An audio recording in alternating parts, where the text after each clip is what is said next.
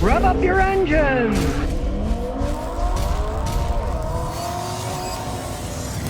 Well, Ford's got more fire-related recalls. They just had some. Well, now they got some more. For the hybrid Escape, the Maverick and the Corsair, this is over 100,000 vehicles. They're all hybrid vehicles. They may have catastrophic engine failure. Then it all starts on fire. So here's Ford's warning. They say, if your engine is making really strange noises, turn it off and don't drive it anymore. Could you imagine you buy a new vehicle and the engine falls apart already?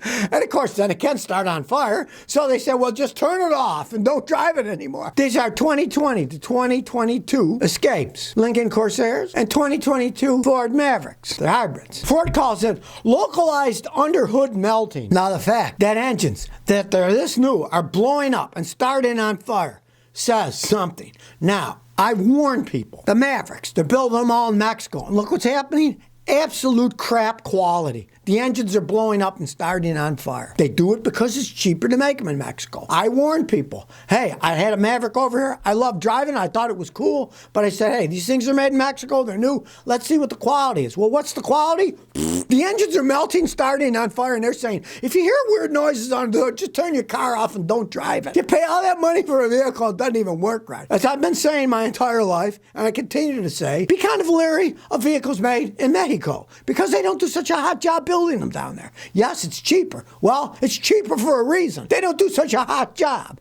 And they're not giving you any discount on the vehicles. I've seen people pay 10, 15, 20 grand over list for these Mavericks. And now they're telling you, well, you got a hybrid one. If the engine makes noise, turn it off and don't drive it. Ridiculous. Absolutely ridiculous. But that's what happens when you go too cheap. Gay Felici says, how can I deal with loud neighbors? When my neighbor turns their car with the air conditioner, it revs up and makes a loud noise. So loud I can hear it from one street over, and she sits in her car listening to music, so I have to deal with it most of the day. I want to offer to fix it for free. I'm sick of the noise. A car should not rev up much higher. The way it's supposed to work is you turn your air conditioning on. There's an idle up switch that makes the car idle higher to compensate for the air conditioner drag. But since the air conditioner has the drag, it should still idle at about the same speed. Like, say it idles at 800, maybe it'll go up to 900, but it shouldn't go much further. If it goes up much higher, there's a problem in the vehicle. Offer to try to clean it. Watch my video. Make your car run better with a little spray cleaner. Sometimes it's as simple as cleaning the throttle with some throttle spray cleaner, or cleaning a mass airflow sensor with a different cleaner, with a mass airflow sensor cleaner. Don't use the same thing on both of them. Each have their separate cleaners. But that can often fix the problem. Why are they sitting in their car with the air conditioner on all day listening to music? Why don't they go in their house and listen to music? They're wasting gasoline, you know? People do the craziest things, so who knows? But it shouldn't make all that much noise. Maybe it's got an exhaust leak and it needs that fixed. She's got the music turned on too loud, too. There's nothing you're going to be able to do to that. If they're listening to loud music, you're going to be hearing that music regardless. Dalen says, can I get my windshield repaired? I was replacing my windshield blades and one of the wipers went down without a blade and cracked the windshield. Only cracked on the outside. Can I get it repaired, or I'd have to replace the windshield? You can get those windshield repair kits or pay the guys that do it.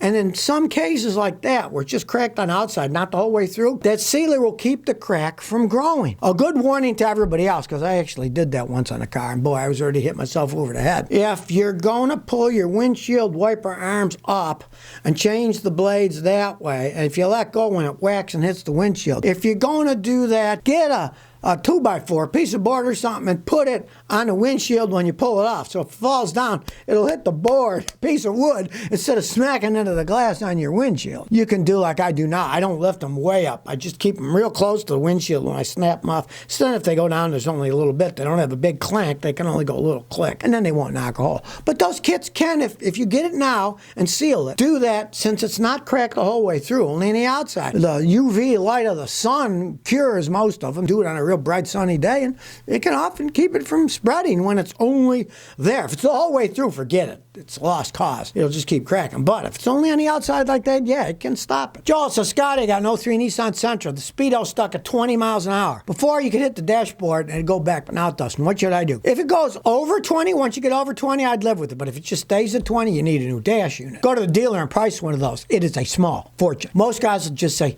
And they will go to a junkyard. They'll buy the dash. You can usually get them for 50, 60 bucks. Put the whole dash in. It just pops in and out. I got a video on how to remove a dash on your car. You'll see it's not that hard to do. Just replace the whole dash. Or, if you don't care about the dash, most cell phones with GPS will show you the speed of your car. And just get your cell phone, plug it in, get a dash mount, and your speedometer will be your cell phone. I just tested out a dash cam, and it's got the speed on it too. You can get dash cams that have the speed and just stick one of those on rather than buy an expensive dash. You could just use that to read it. They use GPS, and they're actually much more accurate than the speedometer in your car. Dan Zameen says, Scotty, what are your thoughts on Suzuki Jimmy? 2016, I got one with 66,000 miles. Yeah, I live in the UK. They're fun little toys, those little Suzuki Jimmys, right? They pull out of the United States because they're too small. America, everybody wants big and fast, and most people are lazy. Like 96% of Americans drive automatic transmissions.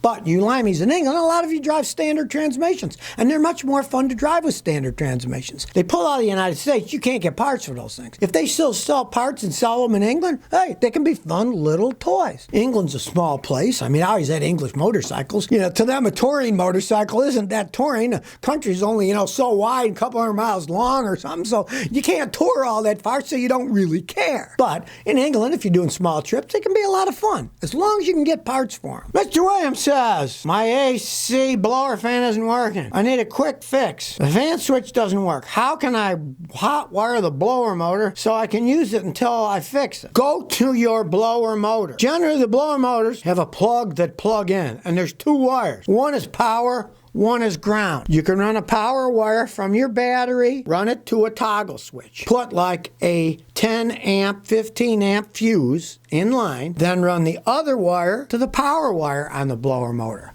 When you flip the switch, it'll go, and when you turn it off, it'll not go. And the thing about it is, you'll have full speed. You don't want to mess with the blower motor resistor. Don't wire it there. Wire it directly on the blower motor. It's just positive and negative. Find a positive one, and when you flip it with the power turned to it, it'll make the blower blow. It'll blow full blast. It won't have low, medium. It'll all be full, so it'll be able to cool you well. I know people sometimes just leave it that way. They say, to heck with it. I flip that switch, it blows fast. I turn it off, it doesn't. What do I care?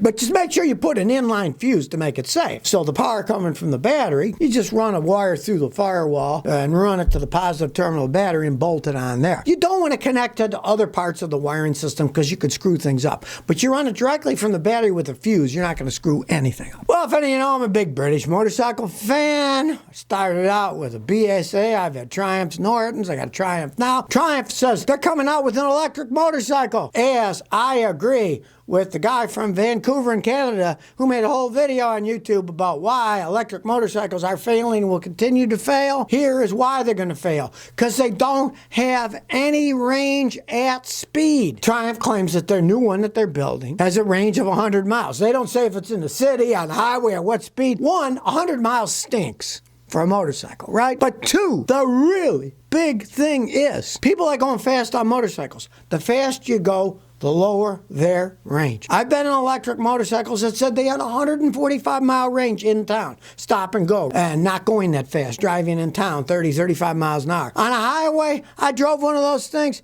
It didn't last half an hour at 70 miles an hour and it ran out of power. Electric motorcycles, I don't think they'll ever become all that popular. Scooters and bikes, yes, because they're shorter range, especially electric bicycles, because when you run out of power, you can pedal it and still go where you want to go. It's a completely different story with motorcycles.